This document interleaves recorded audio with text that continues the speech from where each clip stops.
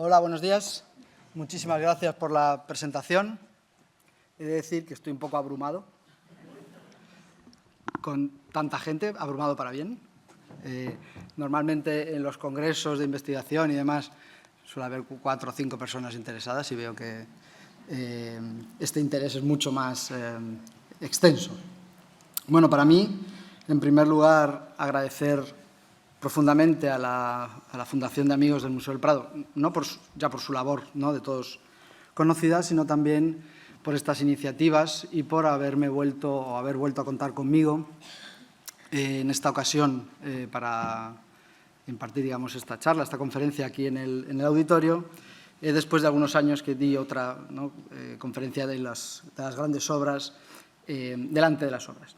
En efecto, de lo que vamos a hablar hoy aquí es de uno de los cuadros de Zurbarán, de los pocos, además, ejemplos de pintura profana que resulta paradigmático, ¿verdad?, en el pintor, y que se inserta, se enmarca en un algo muchísimo más complejo, más profundo, como fue la construcción, con sus brillos y sus sombras, del famosísimo Palacio del Buen Retiro, obra casi de carácter, por los detractores del conde duque de Olivares, de carácter megalómano.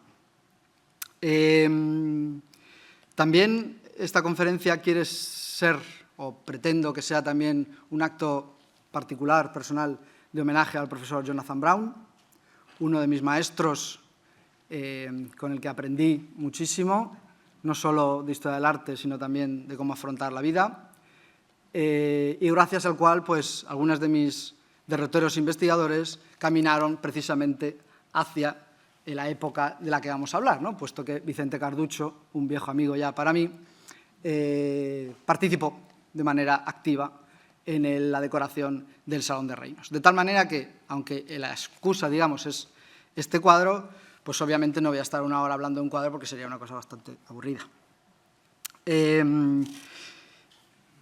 Decía Jean Muret, un clérigo inglés de visita en Madrid en el séquito del arzobispo Embrun en 1667, es decir, bastante tiempo después de lo que vamos a ver aquí, una cita al respecto de lo que veía en el palacio, ¿no? Hay muchas descripciones, pero esta me parece bastante significativa de lo que aquello debió parecer, ¿no?, a los visitantes extranjeros. Cito textualmente: «En el palacio nos quedamos atónitos ante tal cantidad de pinturas. No sé cuál es la decoración en otras épocas del año, pero cuando nosotros estuvimos allí, vimos más cuadro que paredes. Las galerías y escaleras estaban llenas, y lo mismo cabe decir de las alcobas y salones. Os aseguro, señor, que había más que en todo París. Y no me extrañó en absoluto cuando me dijeron que la principal virtud del difunto monarca, acaba de morir hacía poco, Felipe IV, era su amor a la pintura, y que nadie en el mundo sabía tanto de ella como él». Es algo, digamos, posterior, ¿no?, bastante posterior a la construcción y la decoración, pero digamos que resume bastante bien precisamente lo que se pretendió con la decoración, no solo del Salón de Reinos, sino en general con la decoración de todas las estancias del Palacio del Buen Retiro. Y aquí entra a jugar parte un concepto de larga tradición, no solo en la monarquía de España, de las Españas, hispánica, católica, como queramos llamarla, porque aquí podríamos entrar en discusiones historiográficas, ¿verdad?, que no van al caso, que es el concepto de magnificencia. Riqueza, suntuosidad, lujo, esplendor. La magnificencia, según la contaba Aristóteles, es una virtud, la virtud de gastar los dineros, aunque no se tengan. ¿Qué es lo que suele pasar en estos casos? Dispendios desorbitados, nada nuevo bajo el sol, de todas formas, pero bueno, dispendios desorbitados en cosas aparentemente nimias, ¿no? Aquello, ese excesivo gasto en épocas difíciles económicamente, como era para la monarquía casi un mal endémico, ¿no?, la falta de liquidez, era expresión, sin embargo, de la magnificencia. ¿Cuál no sería el poder de un monarca que gasta tanto en aparentemente algo que tiene tan poco, ¿no?, resultado? De ahí que las fiestas, decoraciones efímeras, teatrales, mojigangas, fuegos artificiales, el artificio, etcétera, fuese algo consustancial a la representación o a la puesta en escena, mejor dicho, a la escenificación de la majestad del rey. Y esto, sin entender este concepto, es difícil entender grandes o muchos de los proyectos, no solo arquitectónicos, sino decorativos, que se llevaron a cabo, en este caso, en época de Felipe IV, pero en cualquier otra monarquía absoluta del momento, ¿no? Podríamos pensar en la Francia de Luis XVI. El Palacio del Buen Retiro, en realidad, fue una mezcla, curiosa mezcla de premeditación e improvisación. De hecho, la propia elección del lugar pues parece que era casi accidental, porque el rey de España pues no le faltaban en principio, ¿verdad?, casas reales en las cercanías de Madrid para sus propósitos de la escenificación de la majestad, ¿no?, la ritualización. Aranjuez, El Pardo, etc. Pero Aranjuez estaba un poco lejos, demasiado retirado de la capital para poder ejercer el oficio regio, ¿no?, y trasladar la corte, y para servir, ¿no?, como de escenario para el rey, y El Pardo era un coto de caza demasiado valioso como para, digamos, ponerlo en peligro destinándolo a parque de recreo, ¿no?, que es lo que fue el Buen Retiro, no solo el edificio como tal, sino, como digo, los jardines de los que ahora hablaremos.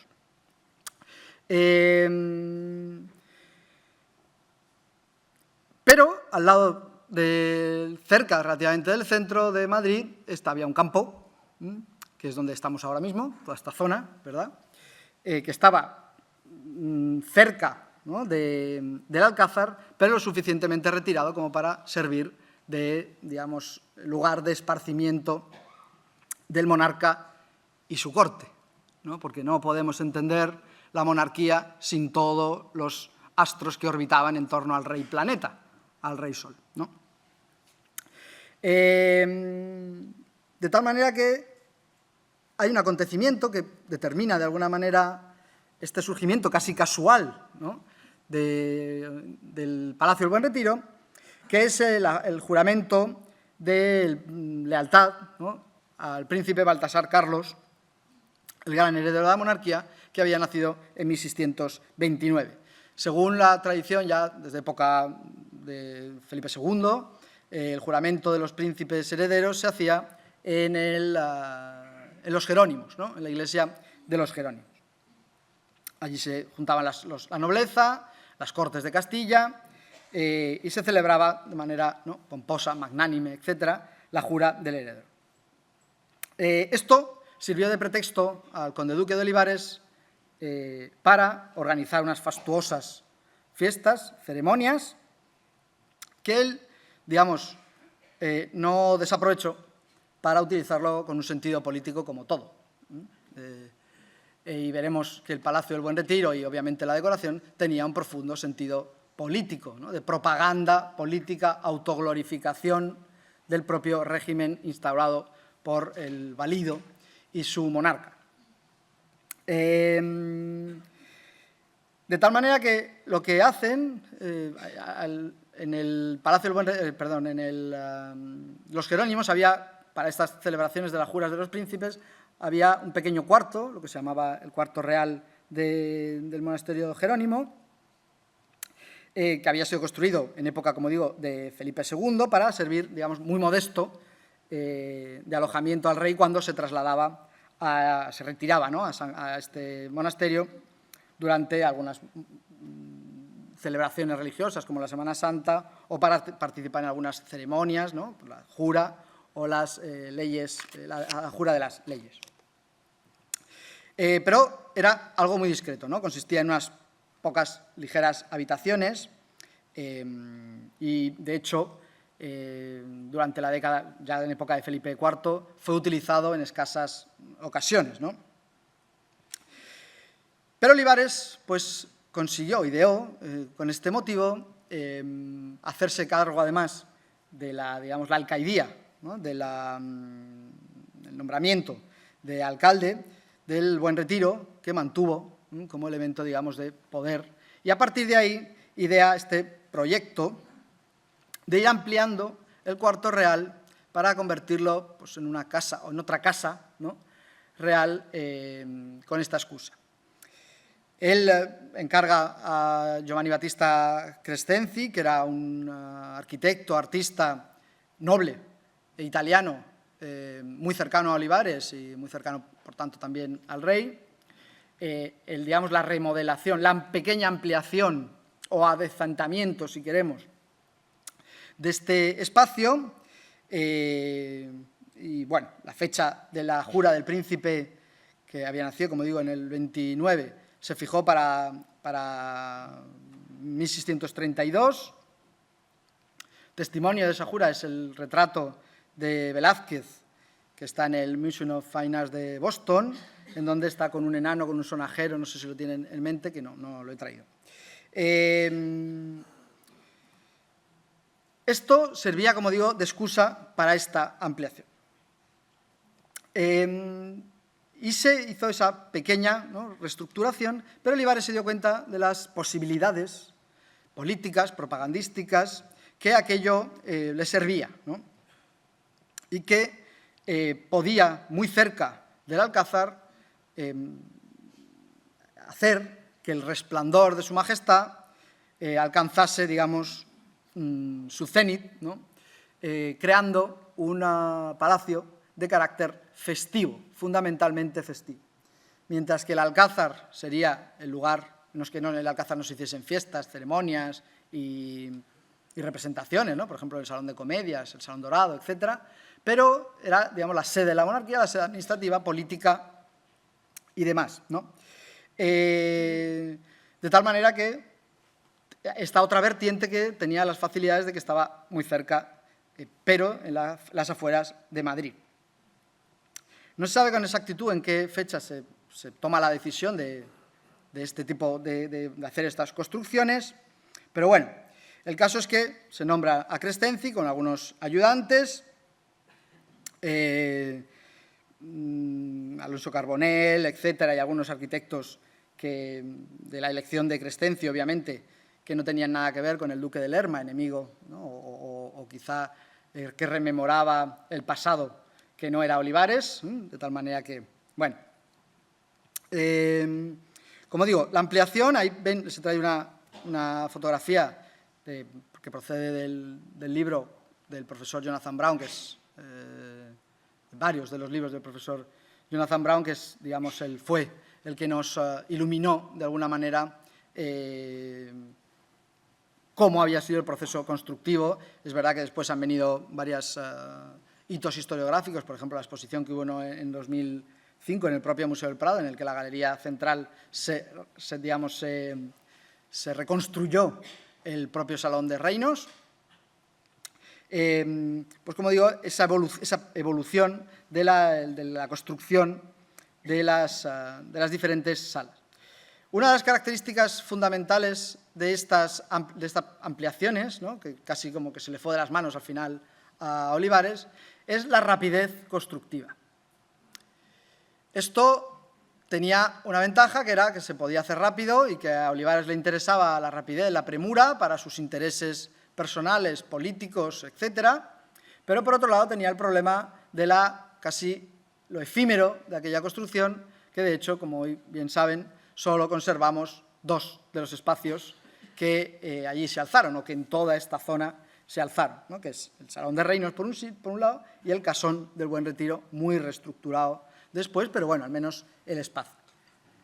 El resto del edificio pereció durante varios siglos, ¿no?, hasta la Guerra de Independencia, en donde se destruyó ya por completo.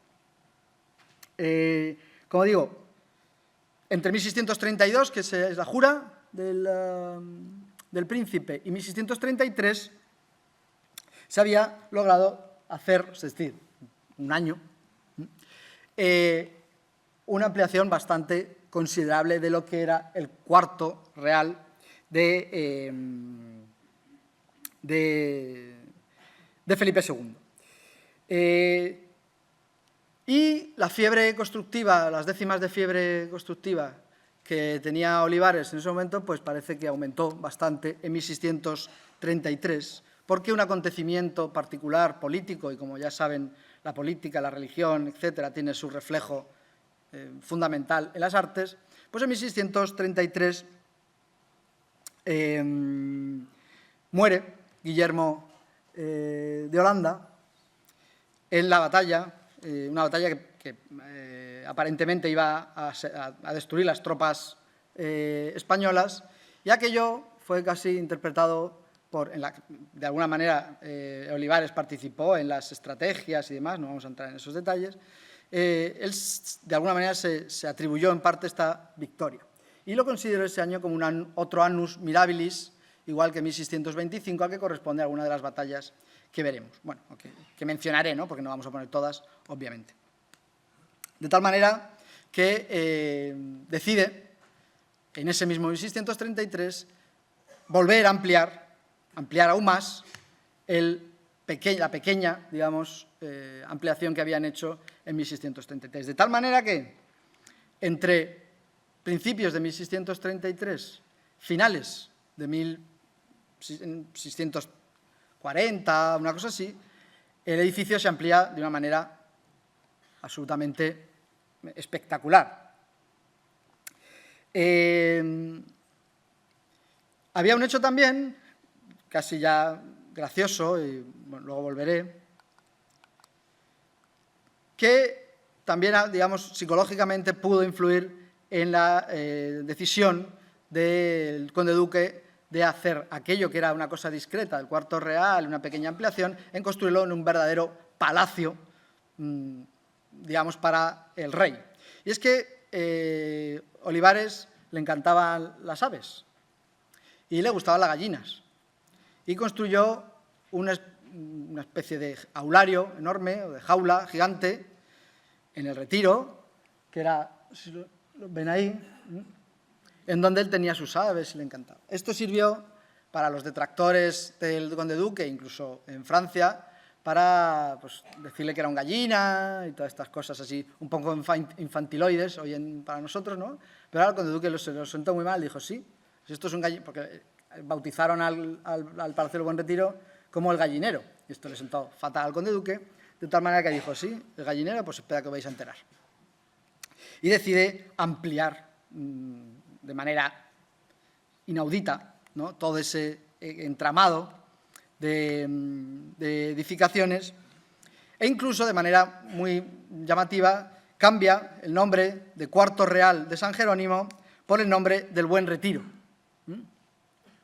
En época de Olivares, el Buen Retiro casi nunca la gente lo llamaba el Buen Retiro, lo llamaban el gallinero de manera popular, porque además a la gente de Madrid pues, no le hacía mucha gracia que con sus impuestos altos, porque subió los impuestos, ¿verdad? Esto, por desgracia, no sé si nos suena un poco.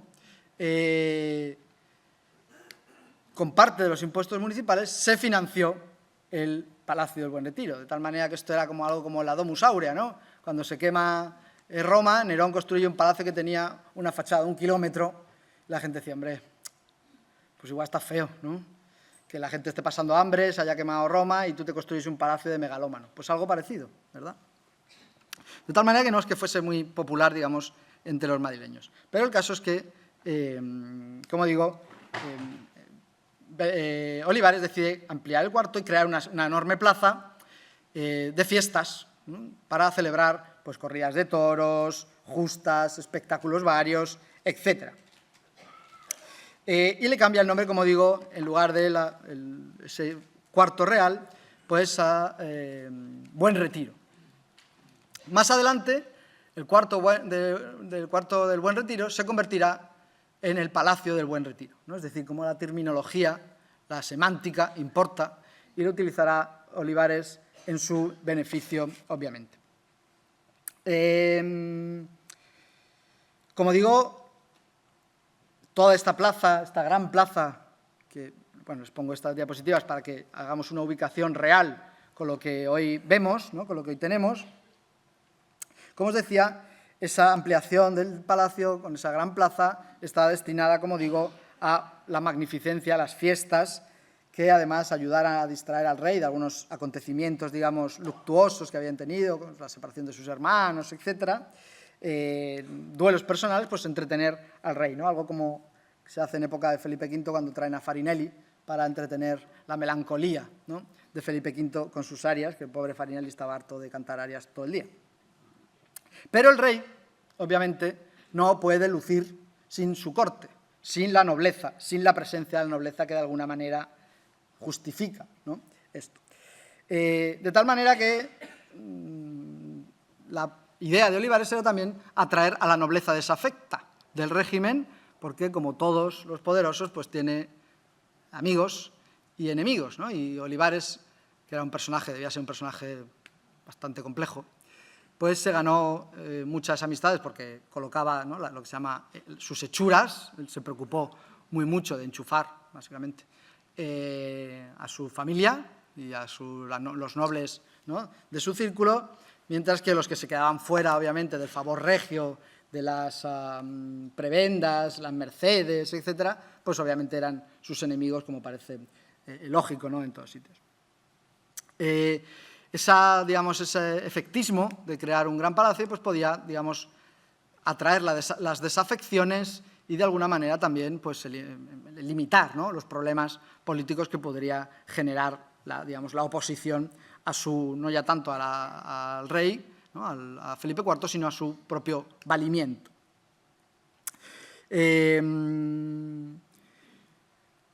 Obviamente, como digo, el edificio se va ampliando de manera un tanto caótica, no hay un plan establecido, sino que se basa, al parecer, en los designios o la mentalidad, las mudanzas del pensamiento y las prioridades de Olivares.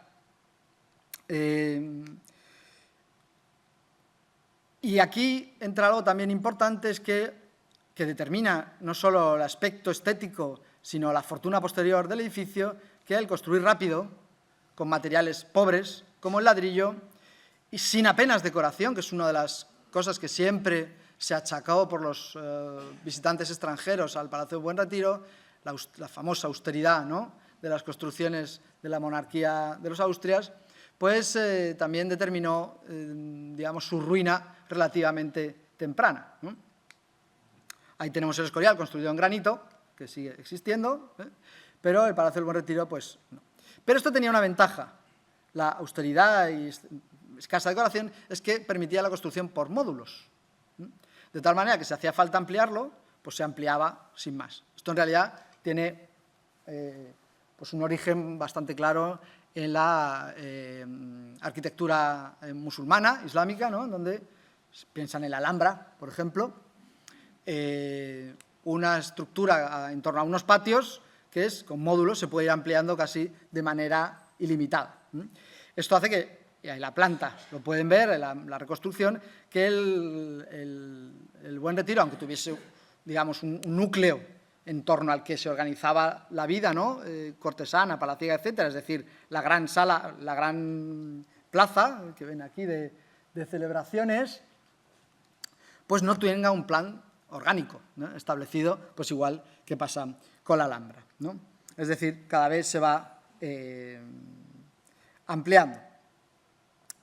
Como os decía, ese espíritu de euforia, ¿no?, por la victoria y la muerte de Gustavo Adolfo, que se digamos, celebró bastante en Madrid, pues sirvió de acicate para el conde duque, como si, ¿no?, digamos, la providencia divina, en este sentido providencialista, pues permitiese, ¿no?, unas posibilidades constructivas mayores. Era fácil construir ahí porque no había nada, ¿no? Era campo, de tal manera que fueron adquiriendo la corona fincas, etcétera, y fueron ampliando el espacio, digamos, arquitectónico.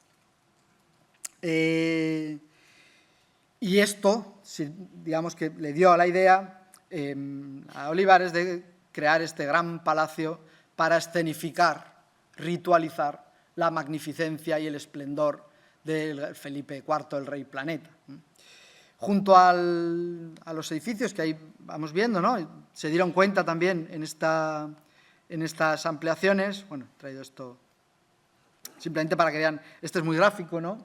Para que vean dónde estamos, está el Museo del Prado y dónde estaba el Palacio del Buen Retiro, ¿no? Las construcciones del Buen Retiro.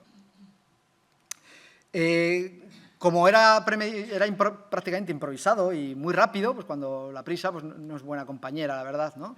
de muchas cosas, y pues se dieron cuenta que la plaza principal pues se les había quedado pequeña para realizar las fastuosas ceremonias o juegos, etcétera, y añadieron, esto era otra, digamos, la facilidad, como digo, de la construcción por módulos, otra plaza más grande en donde pues se llevarían a cabo justas, etcétera, ¿no? Pero el Retiro no solo era un edificio, digamos, arquitectónico, sino que se concibió también como una finca de recreo a la que se añadieron fastuosos jardines. El espacio que llegó a ocupar los jardines, la arquitectura, etcétera, era casi como la mitad del Madrid del entonces.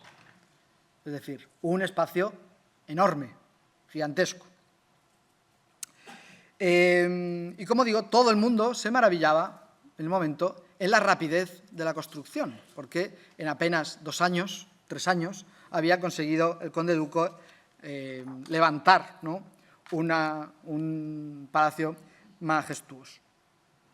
Pero, como digo, también se criticaba constantemente la falta de magnificencia exterior, la falta de riqueza, la sencillez del edificio, que no era acorde en principio con el propio rey de España, ¿no? Pero bueno, el caso es que esto se hizo, se entregó las llaves de un modo así en 1633, como digo, a las llaves del palacio a Felipe IV en una ceremonia muy ampulosa y muy tal, para inaugurar, ¿no?, el palacio, no terminado, obviamente, porque faltaba todo el proceso decorativo, el largo proceso decorativo, que comenzaría, digamos, justo, ¿no?, mientras iban terminando las edificaciones. Era como con las modistas, ¿no?, acabando para entregar. Y se renunció, como digo, al exterior suntuoso. Incluso Olivares pensó en algún momento revestir la fachada principal, que era esta, con mármoles. Obviamente esto era carísimo y al final, digamos, la situación económica de la monarquía pues impidió aquello llevarlo a cabo.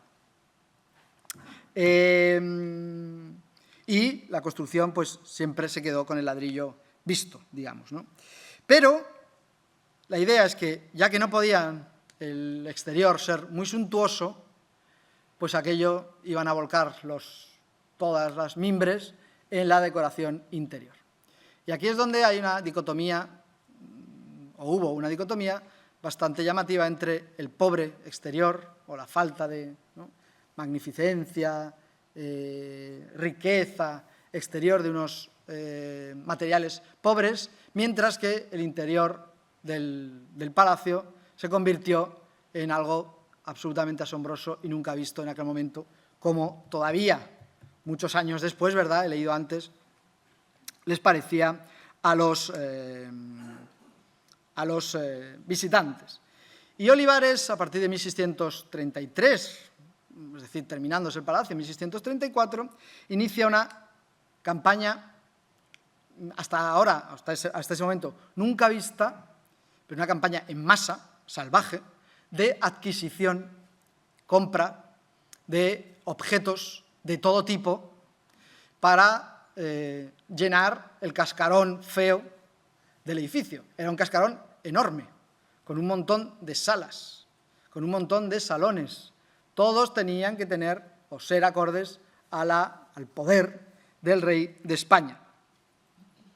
Y Olivares, como digo, pone en marcha una campaña frenética de adquisición de pinturas, tapices, mobiliarios, escultura, plata, es decir, todo lo que se puedan imaginar, pero en cantidades ingentes. Obviamente, esto no fue algo sencillo, ¿no?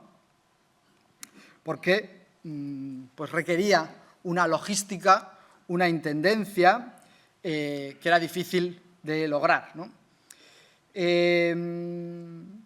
Como les digo, ahora hablaremos de cuál es el proceso decorativo, ¿no?, en el que se entra,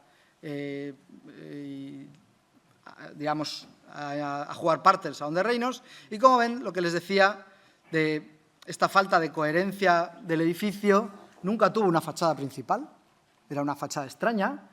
La reconstrucción, no sé si me oye, si me giro, la iglesia de los Jerónimos, ¿verdad?, lo que hoy sería el claustro, la ampliación, ¿verdad?, el pequeño cuarto real, y a partir de ahí, como si fuese, ¿no?, ramificándose, se construyeron las diferentes salas. Esta era la fachada principal. El palacio nunca tuvo una entrada majestuosa, jamás. Se entraba por un lateral, por aquí, y los carruajes entraban por aquí. Lo que ocupaba el centro, extrañamente, ¿verdad?, era una leonera con leones, en donde y osos y cosas de esas, en donde se hacían, ¿no?, estas fiestas fantásticas de luchas de osos y leones. Hay documentación de que una vez ganó un león, en fin, bueno. Pero esta era la fachada principal, de tal manera que con el recorrido ceremonial de protocolario de la corte de los Austrias, implantado por Felipe II, que no voy a entrar en ello, obviamente, pues era un recorrido increscendo, ¿no?, de tal manera que la decoración de las salas, igual que en el Alcázar de Madrid, iban aumentando de manera progresiva, de tal manera que la gente que iba, o los visitantes que tenían acceso a esos espacios, iban quedándose cada vez más maravillados. Eso era una forma también de propaganda, obviamente, de quién es este señor, ¿no?, quién es el rey de España, que tiene todos estos tesoros reunidos en su interior. Bueno, y de ahí se llegaba al núcleo, digamos, ceremonial, festivo, político también, porque ahí estuvo instaurado el trono real, que era el famoso Salón de Reinos, edificio que tenemos aquí al lado y que estaba antes cotilleando cuando venían las obras. El inicio de las obras. Y también se conserva, por fortuna, como decía, el casón del Buen Retiro, ahí con la magnífica biblioteca del Museo del Prado, que es genial, pero cuando uno va a investigar, pues te distrae bastante, ¿no?, porque estás mirando al techo todo el rato con la bóveda espectacular de Luca Giordano, pues obviamente muy posterior. Bueno, esta es digamos, la estructura, como digo, y bueno, algo de lo que no, y no voy a hablar de ello, un edificio que tampoco se conserva, obviamente, era el famoso Coliseo, es decir, el famoso teatro en el que se hacían importantísimas representaciones escenográficas, en las que tuvo una importancia, luego, después de los años, Cosmelotti, Biagio del Bianco y Francisco Ricci, ¿no?, con escenografías, teatros. No sé si han visto la peli de Cyrano de Bergerac, no me acuerdo, Batet. En esa película está muy bien representado cómo eran las escenografías, los fingimientos, ¿no?, el crear asombro, cuando sube un telón, hay un fuego artificial, un señor que vuela y mientras canta, en fin. Está muy bien representado en esa película, como digo. Bueno, ahí ven el esquema. Tenemos también, bueno, para que vean, ¿no?, la ubicación, el espacio que ocupaba las edificaciones que se fueron anexando, independientemente, como digo, de todos los jardines de gran importancia. Como digo, no solo la maravilla, ¿no?, las bellezas arquitectónicas no terminaban solo con el edificio, sino que también, como digo, con sus parques, jardines, etcétera, que tenían una importancia fundamental. Las ermitas, ¿no?, que se construyeron también a lo largo del parque y que jugaban un papel no solo religioso, sino que también tenía un carácter festivo, porque en algunas había canales de agua, el estanque grande, el que hoy vemos en el Retiro, muy remodelado, pero era el estanque grande del parque, ¿no?, de la villa que rodeaba al palacio y que servía para todo tipo de paseos fluviales, batallas navales, es decir, todo tipo de divertimentos que se puedan imaginar para crear la corte festiva del Buen Retiro, ¿no? Como digo, son las críticas a la pobreza exterior, se compensaron de alguna manera con la idea de la riqueza interior. Y aquí, como digo, empieza esa campaña brutal del conde duque,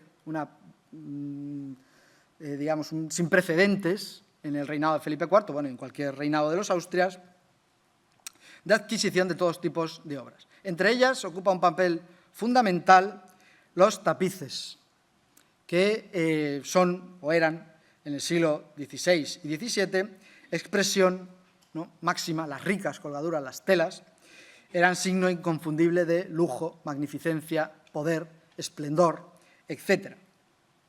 De tal manera que, aunque nosotros tendemos a valorar siempre la arquitectura, pintura y escultura debido al sistema vasariano de las artes, los tapices costaban muchísimo, muchísimo más que cualquier pintura o cualquier escultura. Era lo más codiciado con mucha diferencia.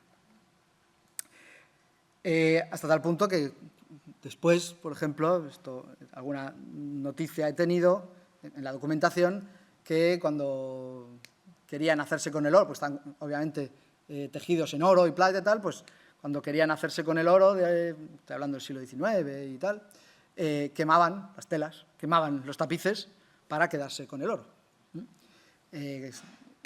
Estamos hablando de muchos kilos de oro en un tapiz que miden, yo qué sé, 4 o 5 metros de alto por 6 o 7 de largo. Los tapices tenían una funcionalidad muy práctica desde época de los Reyes Católicos y Carlos V, es que visten mucho espacios feos, ¿no? Como las alfombras, dan calidez, dan, ¿no?, suntuosidad, magnificencia. Tú cuelgas un tapiz en una pared espantosa y aquello cambia bastante, ¿no? En unas cortes itinerantes como la de los Reyes Católicos o Carlos V, pues ir con los tapices y colgarlos en el palacio de cualquier noble de medio pelo, pues ya tenías un salón del trono acorde, ¿no?, a la dignidad y a la altura del personaje. Por tanto, era importante. El conde del Castrillo es el que se encargó de los tapices, muchas veces de conseguir tapices, y aquí entra algo también importante, es que las compras o la adquisición de obras, de pinturas y demás, se hizo bien por compras, bien por encargos personales, de los que un ejemplo máximo es el Salón de Reinos, pero también algo muy típico de Olivares, que era la coacción a la propia nobleza. En plan, ojo, yo te hice un favor, ahora me lo tienes que devolver, o devolvérselo al rey, a Felipe IV, y muchos de los nobles fueron invitados, de alguna manera, a vender a precios baratos o incluso a regalar algunas de las piezas más importantes de su colección para contribuir a la decoración del Palacio del Buen Retiro, porque aquello era enorme y había que llenarlo en muy poco tiempo.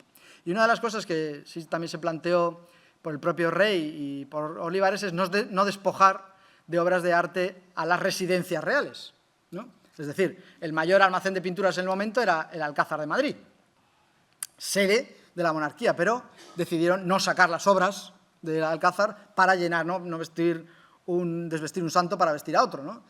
Sino de algunos palacios poco visitados por el rey, por ejemplo, el Palacio Real de Valladolid, que apenas el rey, yo no sé si había ido alguna vez desde Felipe IV, no sé si alguna vez estuvo en el palacio después de su nacimiento y tal, lo visitó muy pocas veces, pues también se pidieron, digamos, a otros sitios reales que mandasen lotes de pintura. Obviamente, la desigualdad era bastante evidente, ¿no?, porque entre las cosas muy buenas, pues había cosas también mediocres. El Escorial, no quisieron despojar al Escorial de algunas de sus obras importantes, ¿no? Como digo, se inicia esta campaña, ¿no?, pintura, escultura, tapices, plata, compras, espejos, es decir, todo lo que se puedan imaginar de manera, pues, suntuosa. También algunas esculturas famosas se llevaron al Palacio del Buen Retiro, entre ellas que ustedes conocerán, la obra de León Leoni, Carlos V venciendo a la herejía, que se instaló en el patio, que pueden ver aquí en la obra, la pintura atribuida a Giuseppe Leonardo, no vamos a entrar en la atribución, da igual. Esta pintura estuvo en la Torre de la Parada, otro de las edificaciones de este momento también que se construyen y que se decoran suntuosamente por Rubens y los ayudantes, pero ahí estaba la escultura, de tal manera que recibió el nombre del palacio, el patio del emperador. También se ubicó en el Palacio del Buen Retiro, esto en cuanto a escultura, el famoso retrato ecuestre de Pietro Tacca, ¿no?, que hoy tenemos, que está en la Plaza de Oriente. Estuvo también en uno de los jardines o una de las plazas del Buen Retiro, de tal manera que también la escultura tuvo su aparición, ¿no? Pero, como digo, la pintura fue lo más destacado, como Felipe IV, importantísimo coleccionista de pintura, fue lo más destacado de las compras. Se compraron cuadros a Velázquez, algunos de ellos, por ejemplo, la túnica de José se le compró a Velázquez, y varios más que se ubicaron en distintas salas del salón, del Palacio del Buen Retiro. Aparte de la decoración, que es difícil de reconstruir porque como el palacio está destruido, el edificio, digamos, el ala por antonomasia o lo más importante era precisamente el Salón de Reinos, donde, como digamos, tras la cortina de la hipérbole barroca, brillaba el rey de España. Y la decoración tuvo que ser acorde con esa celebración, con ese, digamos, espacio. El Salón de Reinos era la estancia más importante, como digo, del Buen Retiro. No se reparó en gastos para convertir esa estancia en un modelo de regio esplendor. El salón ocupaba un espacio rectangular en el centro del ala norte del palacio, con 34 metros de largo por 10 metros de ancho y 8 metros de altura. Tenía, en el exterior, que es lo que se conserva, que tenemos aquí al lado, tenía una balconada en la parte alta que rodeaba el espacio. No está claro si se cerraba por un lado, si no se cerraba, bueno, eso es lo que menos nos interesa, pero que proporcionaba un espacio adicional para asistir a las celebraciones que se llevaban a cabo en este salón, que se concibió, como digo, como salón de celebraciones suntuosas, ¿no? Desde 1634 empiezan a los encargos a los artistas, algunos de los artistas más importantes de la corte, de surtir, ¿no?, de cuadros a este salón. Como digo, varias vías, ¿no?, compras, adquisiciones en Nápoles, Roma, etcétera, lotes de pintura, obligación a los nobles y encargos particulares. El encargo, digamos, el núcleo del encargo más importante es precisamente las pinturas de batallas que se encargan a pintores autóctonos, es decir, a pintores españoles. Hasta ese momento, en las decoraciones llevadas a cabo por Felipe IV, los pintores españoles cortesanos habían tenido un papel muy, muy secundario. A Felipe IV lo que le gustaba era lo veneciano y lo flamenco, no la pintura española, salvo Velázquez. Sin embargo, en el Salón de Reinos es cuando los pintores cortesanos, algunos que venían de época de Felipe III, tienen, digamos, su oportunidad de brillar con luz propia. Y es cuando se hace el encargo de las pinturas de batallas a los pintores del rey, Carducho, que ya era viejo, Cajés, ¿no?, que pintaría, Carducho pintó 3 o 4 cuadros, Cajés también 2, uno de ellos perdidos, Félix Castelo, Giuseppe Leonardo, Antonio de Pereda, el propio Velázquez, obviamente, Juan Bautista Maíno, que había sido profesor de dibujo en su juventud de Felipe IV y que realizó un cuadro, quizá el más famoso, La rendición de Bahía, de en Brasil, y entre ellos el único que no era, digamos, del entorno cortesano, Zurbarán.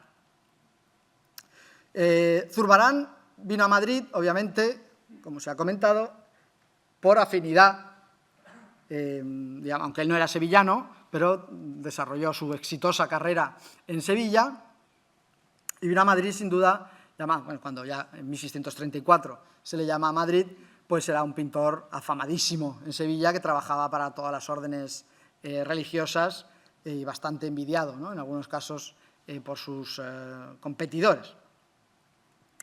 Y se le llama, obviamente, por afinidad con Velázquez y también el conde duque. El conde duque, que era sevillano, pues había sabido crear una especie de corte literaria, era un bibliófilo importante, un hombre culto, rodeado de personajes importantes como Rioja, que era su bibliotecario y probable inspirador del programa iconográfico decorativo del Salón de Reinos, y por eso, digamos, se cuenta con Zurbarán, en principio un pintor de carácter religioso. Extraña, ¿no? Es un poco extraño que se le llame precisamente para pintar cosas mitológicas y escenas históricas. El sentido del salón tiene que ver, desde luego, hay varias teorías sobre la reconstrucción del salón, ¿no?, cómo estaban colocados los cuadros. No nos interesa, en principio, porque, digamos, el orden, ¿no?, de colocación de las batallas. Lo que sí es importante es el hecho de lo que se representa. Están representando batallas, algunas de las cuales hacía ya bastantes años que habían pasado. Por ejemplo, Breda, la rendición de Breda es de 1625 y esto se está representando en 1635. 1625 fue un annus mirabilis para la monarquía de España en las victorias guerreras, de tal manera que servía como glorificación de las armas españolas contra la herejía, ¿no?, o contra las herejías protestantes. Y también algunas batallas inmediatas, como he comentado antes, del año de 1633. De tal manera que Olivares y probablemente Rioja idearon, ¿no?, esta glorificación, ¿no?, a través de hechos, de batallas victoriosas de la monarquía de España en Europa, ¿no?, y en sus posesiones virreinales.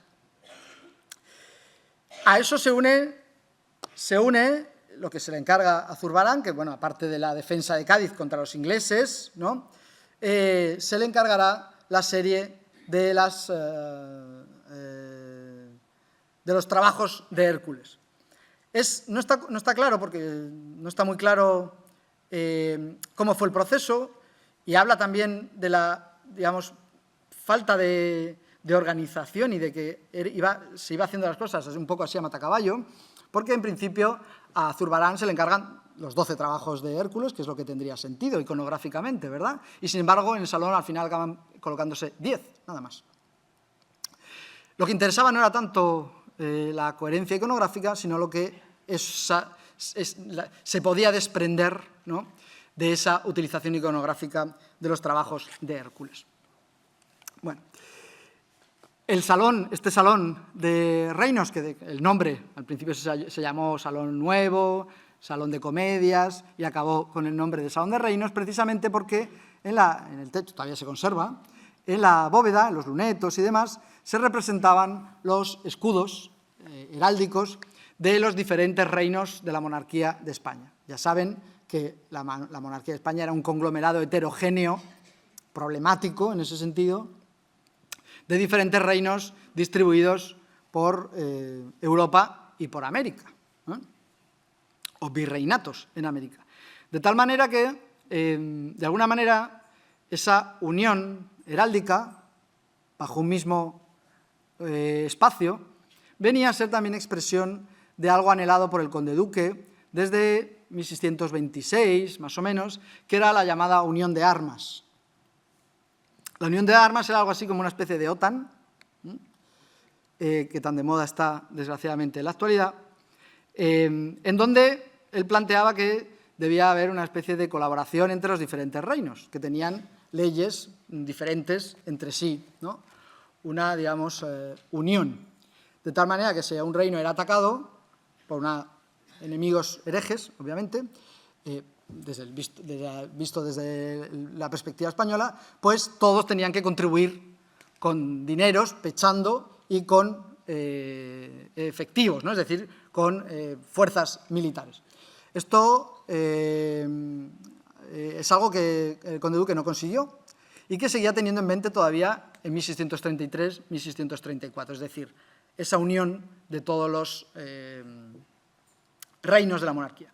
A la vez, la representación de los escudos heráldicos de una importancia trascendental, la heráldica, ¿no? También en ese momento, pues nos estaba proyectando a aquellos visitantes la extensión, enorme extensión de la monarquía, del monarca más poderoso, sin duda, bajo el sol, ¿no? Es decir, en la tierra.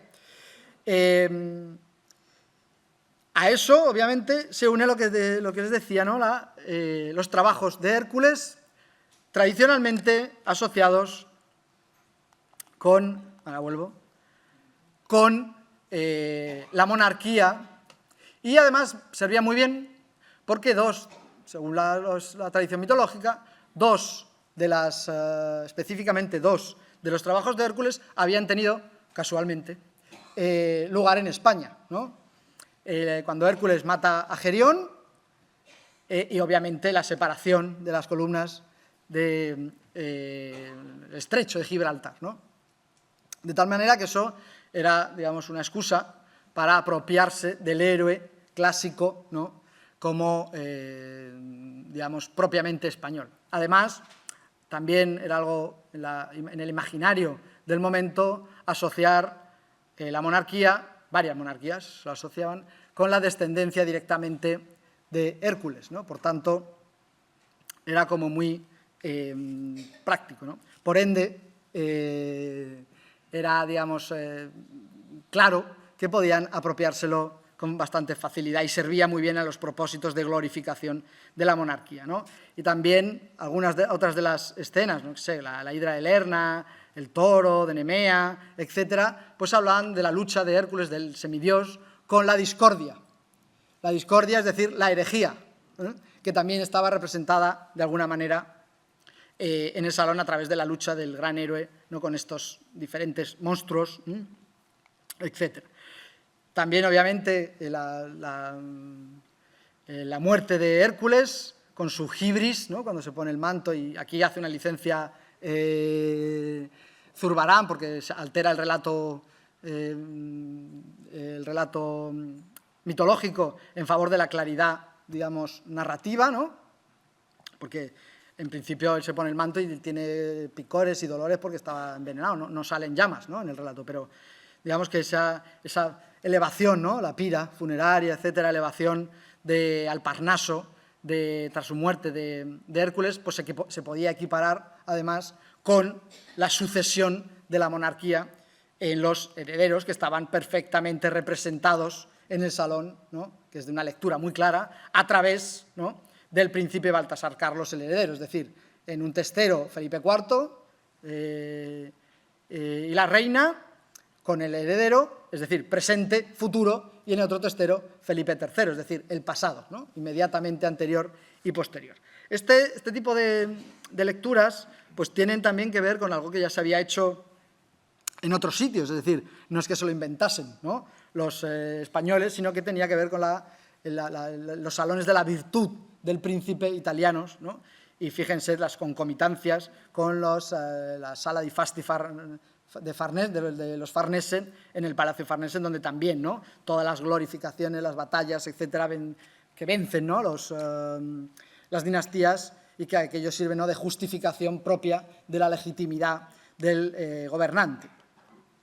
Bueno, ahí tienen una imagen de la escena de cuando era el Museo del Ejército, que a mí me encantaba, por cierto, y de la reconstrucción, ¿no?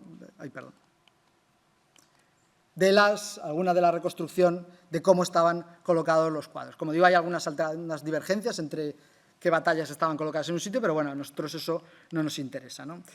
Uno de los hachos de armas, el único que se encarga a Zurbarán, junto con los trabajos, es la defensa de Cádiz contra los ingleses, que además los pagos son inmediatos, ¿no? El primer pago que se conserva, además, que lo publicó María Luisa Caturla hace ya muchos años, es de 1634 por los trabajos, e inmediatamente posterior la defensa de Cádiz contra los ingleses.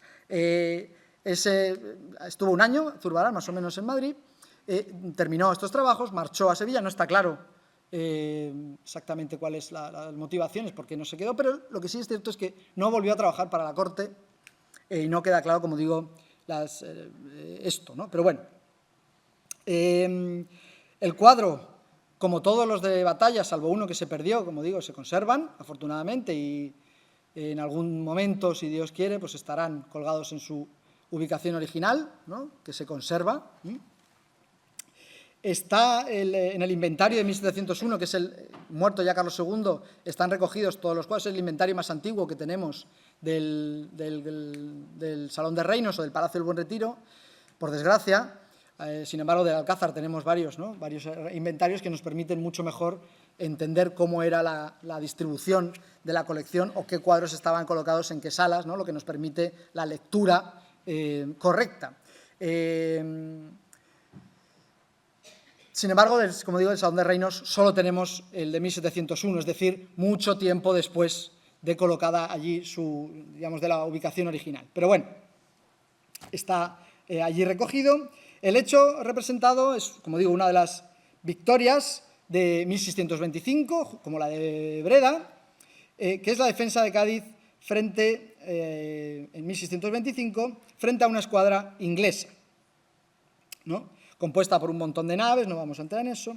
La defensa de la plaza estuvo a cargo de uno de los generales, de un veterano militar, que se llamaba Fernando Girón y Ponce de León, que había ya participado en las batallas, en las campañas de Flandes, había sido consejero de guerra y que había sido también nombrado gobernador por el rey de la plaza tras ofrecerse el propio Fernando Girón, ¿no? Este hombre estaba enfermo de gota. De ahí que tuviese que dirigir las operaciones, ¿no?, militares contra los ingleses sentado en una silla, prácticamente impedido, como pueden ver ahí, sentado en un sillón. Le auxiliaban en sus tareas varios nobles, por ejemplo, el duque de Fernandina, que era don García de Toledo y Osorio, que estaba al mando de algunas galeras, el marqués de Coprani, que era don Pedro Rodríguez Santisteban, y también el octavo duque de Medina Sidonia, que era don Manuel Pérez de Guzmán, ¿no? Era, digamos, sus ayudantes, ¿no?, sus generales de campo. Lograron reunir incluso una milicia casi de 6.000 hombres para poder hacer frente a este ataque. No vamos a hablar, digamos, de cómo entran los ingleses, ¿no?, que entran, ¿no?, tienen una serie de avances, logran cañonear, rendir el fuerte del Puntal, uno de los fuertes de Cádiz. Desembarcaron un montón de hombres, 10.000 hombres, en Almadraba, de Cádiz, etcétera, ¿no? Pero las tropas de estos generales, de estos lugartenientes, pues pudieron poco a poco contener a los ingleses, de tal manera que llegaron a defender, ¿no?, a echarles, a expulsarles de las costas de Cádiz, ¿no? Esto obviamente fue un hecho fantástico, ¿no?, con vencer a las poderosas naves y las milicias inglesas, y obviamente fue motivo de celebración en el momento, ¿no?, en 1625. De hecho, dio lugar a una pieza teatral, como muchas de las obras que hay que colgaban en el salón, por ejemplo, la rendición de Breda, de Calderón, Lope de Vega, etcétera. En este caso, de Rodrigo de Herrera. La pieza se llama La fe no ha menester armas y venida del inglés a Cádiz, que celebraba, y casi era una transcripción, ¿no?, visual, o los cuadros son, mejor dicho, una transcripción visual de estas piezas dramáticas, ¿no?, de estas piezas teatrales. En el lienzo se pueden identificar bastante bien, así se ha, digamos, señalado por los especialistas, pues las escaramuzas navales, las luchas alrededor del fuerte Portugal, que era como, ¿no?, la costa. También Adolfo Fernando Girón, ahí con el bastón de mando y una muleta, ¿no?, un bastón que usaba porque como tenía gota el hombre no podía andar muy bien. Se han identificado a los personajes, como digo, que aparecen en el cuadro, retratos reales, es decir, era fundamental la identificación de los personajes para poder servir a la glorificación, ¿no?, de la monarquía a través de estas victorias militares, a través de los escudos, ¿no?, que estaban en el techo y a través de, de los trabajos de Hércules. Como digo, aparece Fernando Girón sentado, ¿no?, el comandante. El personaje al que Girón transmite las órdenes y que está en pie en el centro, también con bengala, es Diego Ruiz, al parecer, que era su teniente maestre de campo. El resto de los personajes han sido identificados de forma diversa, pero bueno, más o menos tentativa. Uno de los que va vestido de caballero santiaguista, con la Cruz de Santiago, que está junto a Ruiz y que vuelve la cabeza hacia los otros tres, ¿no? Se ha identificado con Lorenzo Cabrera, que era corregidor de Cádiz y que era el castellano, ¿no?, de la fortaleza, estaba a cargo de la fortaleza. Y el resto de personajes, pues, como digo, son tentativas, identificaciones, no hay certeza documental de quiénes son, ¿no? A veces se han identificado por el duque de Medina Sidonia, que, como he dicho antes, sabemos, alguno de ellos, por el duque de Medina Sidonia, que sabemos que participó, pero pues no está claro del todo.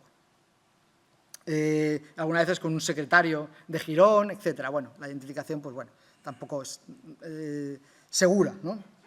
Y hay una cuestión, y creo que con esto estoy justo en el tiempo, ¿verdad? Y termino. Hay una cuestión extraña en la documentación de esta obra, porque las cartas de pago que publicó María Luisa Caturla, Zurbarán cobra 1.100 ducados por los 10 cuadros de pintura de Hércules y 2 lienzos grandes que ha hecho del Socorro de Cádiz para el Salón Grande o el Salón Nuevo del Buen Retiro, ¿no?, como se llamó, como digo, en principio. No sabemos qué pasó con ese segundo cuadro.